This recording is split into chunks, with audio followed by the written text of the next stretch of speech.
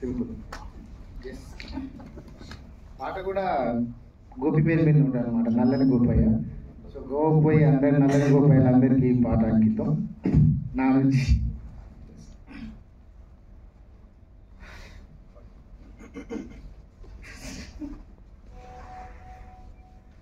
నల్లని గోపయ్య విలాస తీరాలలోన, తెల్లని దాహంతో తమాషా ఊహలలోల, దేహాలతో గులగే ములాడగా కుతి తీరలేదుగా, పాపం డ్రీమే మిగిలిందా మది ముక్కలయిందా, నల్లని గోపయ్య.